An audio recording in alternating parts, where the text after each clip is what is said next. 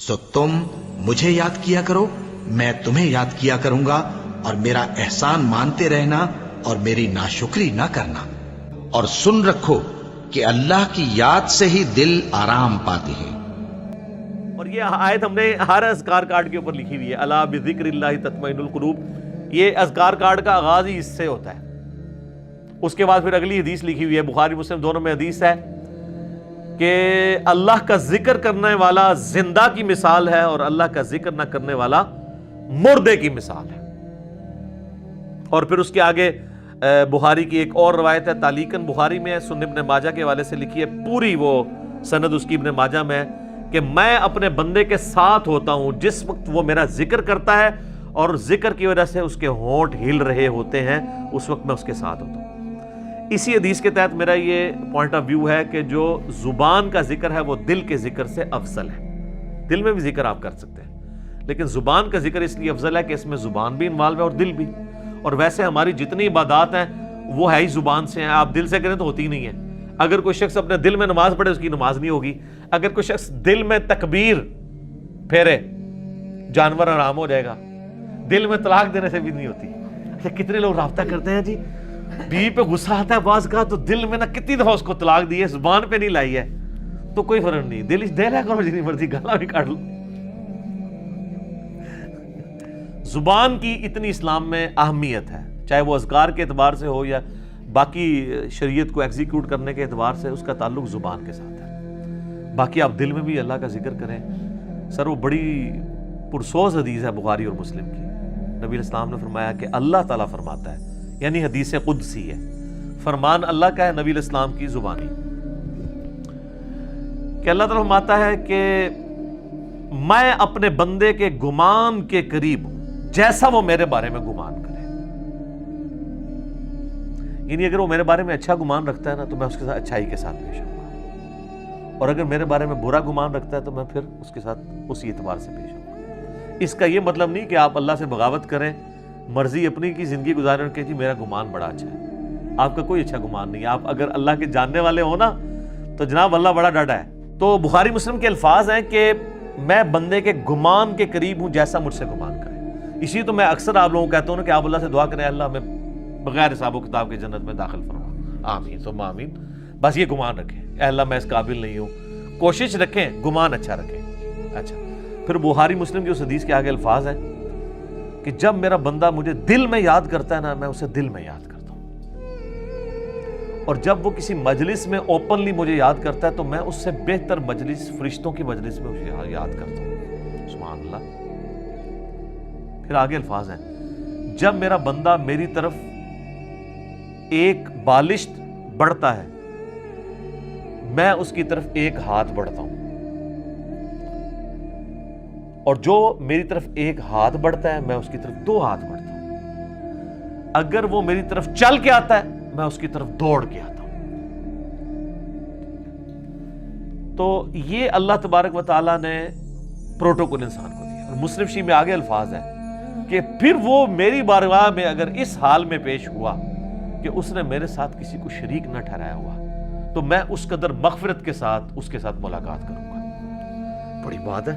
اور ترمذی میں الفاظ ہیں کہ اگر میرا بندہ زمین و آسمان گناہوں سے بھر دے، سر اس سے زیادہ تو کوئی نہیں کر سکتا نا گناہ، اور اس نے شرک نہ کیا ہوا نا تو میں اس کے ساتھ مغفرت کے ساتھ پیش آؤں گا۔ اچھا اس سے بعض لوگ یہ سمجھتے ہیں بس شرک نہ کرو اور جو مرضی کرو۔ سر نماز چھوڑنا بھی شرک ہے۔ نماز چھوڑنا کس کی پیروی اور عبادت ہے؟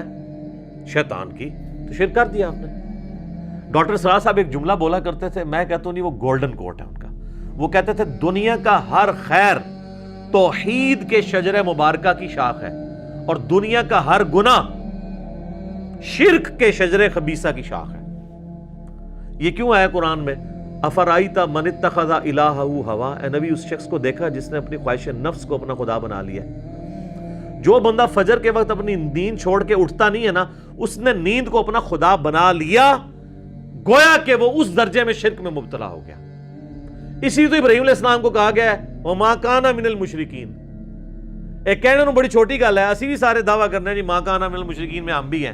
نہ جناب، ابراہیم علیہ السلام ایسے پکے مواحد تھے کہ اگر بیٹی کی قربانی کی باری آئی تو اس کو ذبح کرنے کے لیے تیار ہو گئے، بیوی بچے کو بیابان میں چھوڑنے کی باری آئی ادھر تیار ہو گئے، یعنی انہوں نے کہیں پہ اپنی مرضی رکھی نہیں ہے، اس لیے اللہ نے ان کو کہا کہ وما کان من المشرکین، ورنہ سے اللہ فضل لکھاں دے تانوں ایتھے بھی مواعد مل جان گے، پر ابراہیم والا مواعد نہیں ملے گا۔ جو وما کان من المشرکین کی ڈگری ہے وہ یہ ہے کہ انہوں نے کسی معاملے میں نفس کو آگے نہیں رکھا، تو سر یہ آپ کو کروڑوں میں بھی ایک ملنا مشکل ہو جائے گا۔ تو اس بندے کے لیے تو واقعی پھر کیا ہی بات ہے اس کی، جو اس لیول کا مواحد ہو جائے، وما کان من المشرکین۔ وہ تو جناب مسند احمد میں حدیث ہے، مشکات میں بھی آئی ہے، جس نے دکھلاوے کے لیے نماز پڑھی اس نے شرک کیا، جس نے دکھلاوے کے لیے روزہ رکھا اس نے شرک کیا، جس نے دکھلاوے کے لیے صدقہ کیا اس نے بھی شرک کیا۔ حالانکہ جو نماز پڑھ رہا ہوتا ہے وہ اس بندے کی عبادت نہیں کر رہا ہوتا جس کو وہ دکھانا چاہ رہا ہوتا ہے۔ ابن ماجہ میں تو یہاں تک حدیث ہے کہ اگر کسی نے اپنا سجدہ یا نماز لمبی کر دی نا اس خیال سے کہ اسے کوئی دیکھ رہا ہے تو وہ بھی شرک میں چلی جائے گی، اور اللہ کہے گا یہ اسی کے لیے پڑھی ہے۔ اچھا اللہ کتنا ڈاڈا ہے، حالانکہ اللہ سے آپ ڈیبیٹ تو کر سکتے ہیں کہ اللہ اس کے لیے کیسے پڑھی ہے، سجدہ تجھے کیا، اسے تو میں اپنی طرح کا انسان مانتا ہوں، معبود تجھے مانتا ہوں، مجھے کدھر اس کے کھاتے میں ڈال دیا ہے۔ ہاں اگر اسے ریاکاری کی ڈیفینیشن پتا ہوگی نا اور اللہ تعالیٰ کا غیرت مند ہونا پتا ہوگا نا تو اللہ سے بڑا غیور کوئی نہیں ہے۔ اللہ کہتا ہے جس نے ذرا سا کسی اور کی رضا شامل کی فارغ، اسی لیے ریاکاری کو کہا گیا ہے شرک اصغر، چھوٹا شرک، یہ بڑا کریٹیکل معاملہ ہے۔ اچھا یہاں ذکر کے حوالے سے میں ایک اور چیز بھی بیان کر دوں۔ بخاری مسلم میں حدیث ہے کہ جب لوگ کہیں پر کسی ذکر کی مجلس میں جمع ہوتے ہیں نا تو اللہ تبارک و تعالیٰ اپنے فرشتوں کو بھیجتا ہے اور وہ اس مجلس کو ڈھانپ لیتے ہیں اپنے پروں سے، اور آسمان تک ڈھانپ لیتے ہیں اور آسمان سے سکینت ان پر نازل ہوتی ہے۔ یہ اکثر یہ حدیثیں شیئر کروائی جاتی ہیں صوفیاء کی طرف سے نا، اور وہ کہتے ہیں دیکھیں جی یہ جو ہم اللہ کی ضربیں لگا رہے ہیں یہ تو بخاری مسلم میں ہے۔ جناب بخاری مسلم میں تو ذکر کا آیا ہے، یہ ذکر اللہ آپ نے کہاں سے نکال لیا، اور آپ نے جو اپنی مجالس ہیں اس سے کیسے کمپیئر کی؟ بخاری مسلم سے ہی اس کی شرح بھی بیان کریں نا، تو مسلم شریف کی حدیث میں آتا ہے کہ جب کہیں پہ لوگ جمع ہوتے ہیں اور قرآن پڑھتے اور اس کی تعلیم ایک دوسرے کو دیتے ہیں تو ایسے ذکر کی مجلس کو اللہ تعالیٰ کے فرشتے ڈھانپ لیتے ہیں۔ قرآن کی تعلیم ہے اصل میں جو ذکر کی مجلس ہے،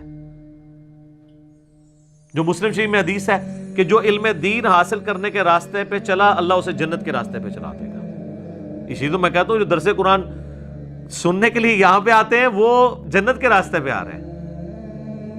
تو یہ قرآن کی فضیلت ہے، یہ بابوں کے اذکار کی نہیں ہے۔ پھر وہ بڑی لمبی حدیث ہے بخاری مسلم میں کہ وہ فرشتے اللہ کے پاس جاتے ہیں، اللہ تعالیٰ کہتا ہے کہاں گئے تھے؟ تو کہتے ہیں ہم ایسی مجلس میں گئے تھے جہاں پہ لوگ تیرا ذکر کر رہے تھے۔ اللہ پوچھتا ہے، نبی علیہ السلام فرماتے ہیں حالانکہ اللہ کو جانتا ہوتا ہے پھر بھی پوچھتا ہے کہ وہ کیا کہتے تھے؟ یا اللہ وہ تیری جنت کا سوال کرتے تھے۔ بخاری مسلم کے الفاظ ہیں اللہ تعالیٰ فرشتوں سے پوچھتا ہے کہ کیا انہوں نے میری جنت دیکھی ہے؟ کہتے ہیں نہیں اللہ، تو پھر بھی وہ مجھ سے جنت کا سوال کر رہے ہیں، یعنی بن دیکھے ان الذین یخشون ربهم بالغیب لہم مغفرۃ واجر کبیر۔ اور کیا کہتے تھے؟ یا اللہ وہ کہہ رہے تھے ہمیں دوزخ کے عذاب سے بچا لے۔ اللہ کہتا دوزخ دیکھی ہے؟ اگر دیکھ لیتے تو، فرشتے کہتے ہیں اگر دیکھ لیتے تو اور تیرا پناہ تجھ سے پناہ طلب کرتے اس کے اگینسٹ، اور جنت اگر دیکھ لیتے تو اور زیادہ جنت کا سوال کرتے۔ تو اللہ تعالیٰ فرماتا ہے تم گواہ ہو جو میں نے سب کو بخش دیا۔ اللہ اکبر۔ تو فرشتے کہتے ہیں کہ یا اللہ ایک شخص ایسا بھی تھا جو وہاں سے صرف گزر رہا تھا، وہ اس کو اٹینڈ کرنے کے لیے وہاں نہیں بیٹھا تھا، اس علمی مجلس کو، ذکر کی مجلس کو، درس قرآن کو، بلکہ وہ تو صرف اس لیے تھا میں دیکھوں یہ کیا کر رہے ہیں، تو وہاں پہ بیٹھ گیا، تو اس کو بھی بخش دیا جائے۔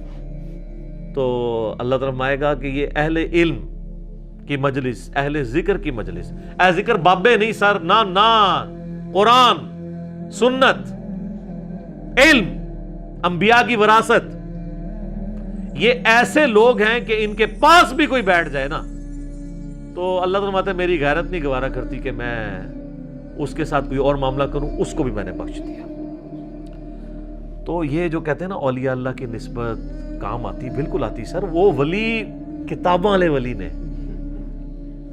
جڑے ولی یہ کہن تانوں کہ جی رفع دین اس واسطے ہوندا سی کہ بت رکھ کے آندے سن اور رفع دین کرنا مکھیاں مارنا ہے۔ جو ولی رفع الدین کا مذاق اڑائیں وہ شیطان کے ولی ہیں، ولی اللہ نہیں ہے وہ۔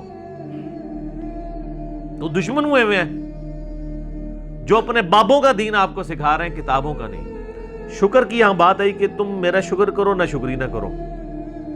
سورہ نساء میں آگے چل کے آئے گا کہ میرا شکر کرو, اللہ تمہیں عذاب دے کر کیا کرے گا اگر تم میرے شکر گزار بن جاؤ گے, اللہ تعالیٰ فرماتا ہے, اور جو میرا شکر گزار بنے گا میں اسے مزید دوں گا. شکر کی ڈیفینیشن یہ نہیں ہے کہ آپ نے کوئی الحمدللہ کی تسبیح پڑھ لینی ہے, وہ ثواب اپنی جگہ ہے.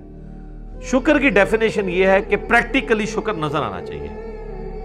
آپ کو اگر کوئی شخص نعمت دیتا ہے, کوئی گفٹ دیتا ہے, تو وہ یہ خواہش کرتا ہے کہ میں نے جو اس کو گفٹ دیا اس کو یوز کرے. مجھے کئی لوگ بال پوائنٹ دے کے جاتے ہیں, جی لکھنا ہے جی اتنا, نہ لکھو, وہ تو کہتے ہیں بے قدری کی ہے.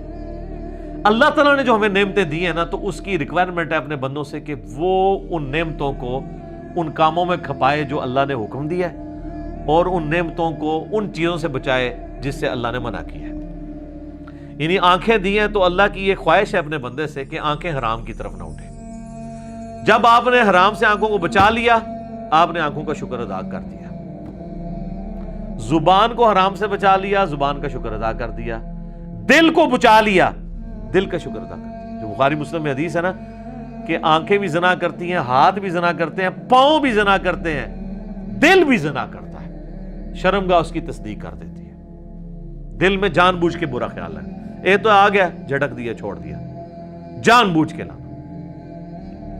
پیٹ کا شکر یہ ہے کہ پیٹ میں حرام مال نہ جائے. پاؤں کا شکر یہ ہے کہ پاؤں حرام کام کی طرف نہ اٹھے. ہاتھ کا شکر یہ ہے کہ ہاتھ حرام کام کی طرف نہ بڑھے, نہ کسی پہ ظلم کے لیے نہ کمائی کرنے کے لیے. تو یہ سار ہے. تو اب اندازہ لگائیں کہ دنیا میں سب سے مشکل کام اگر کوئی ہے نا تو وہ شکر کرنا ہے. لوگ کیا کہتے ہیں جناب, پہلے خوب اللہ کا گلہ شکوہ کرتے ہیں, اپنا پورا غصہ نکالتے ہیں معاذ اللہ, اینڈ تک کہتے ہیں چلو جی جو دی مرضی, اللہ کا شکر ہے جی. پھر بھی تو جو اپنی روح راضی کرنی ہوتی ہے وہ کر لیتے ہیں, اور پھر اس کو نام صبر کا دے رہے ہوتے ہیں. حالانکہ بخاری میں حدیث ہے کہ صبر تو صدمے کے آغاز کے اوپر ہے. جب آپ نے اس وقت نہیں کیا تو پھر تو بات ختم ہو گئی.